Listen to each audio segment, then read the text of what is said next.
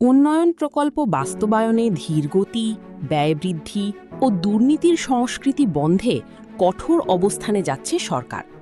এখন থেকে প্রকল্প বাস্তবায়নে সময়ানুবর্তিতা, স্বচ্ছতা এবং জবাবদিহিতাকে সর্বোচ্চ গুরুত্ব দেবে সরকার। দীর্ঘদিন ধরে অনেক উন্নয়ন প্রকল্প বছরের পর বছর ঝুলে থাকা, একই প্রকল্পে একাধিকবার সময় ও ব্যয় বৃদ্ধি এবং কাজের গুণগত মান নিয়ে প্রশ্ন ওঠার যে সংস্কৃতি তৈরি হয়েছিল, সেটিকে নিয়ন্ত্রণে আনতে কঠোর পদক্ষেপ নেওয়া হচ্ছে। এখন থেকে উন্নয়ন কর্মকাণ্ড আর আগের মতো গতানুগতিক ধারায় চলবে না।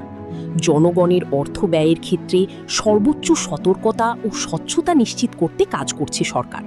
প্রতিটি প্রকল্প নির্ধারিত সময়ের মধ্যে শেষ করার ওপর বিশেষ গুরুত্ব দেওয়া হচ্ছে। একই সঙ্গে কাজের মান ঠিক রাখা এবং প্রকল্প বাস্তবায়নের প্রতিটি ধাপে জবাবদিহিতা নিশ্চিত করতে নজরদারি বাড়ানো হবে।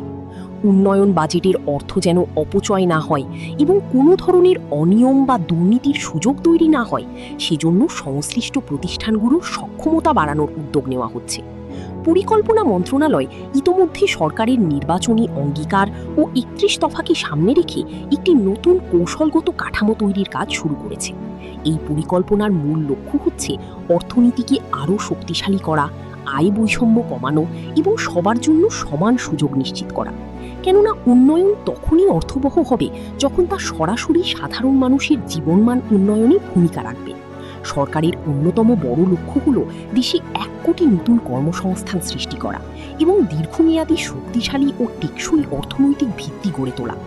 সরকার আশা করছে সময় মতো ও স্বচ্ছতার সঙ্গে উন্নয়ন প্রকল্প বাস্তবায়ন করা গেলে জনগণের আস্থা আরও বাড়বে, রাষ্ট্রীয় ব্যয়ের কার্যকারিতা নিশ্চিত হবে এবং দেশের সামগ্রিক উন্নয়ন আরও গতিশীল হবে। একই সঙ্গে একটি মানবিক, জবাবদিহিমূলক ও গণতান্ত্রিক রাষ্ট্র গঠনের পথও আরও সুদৃঢ় হবে।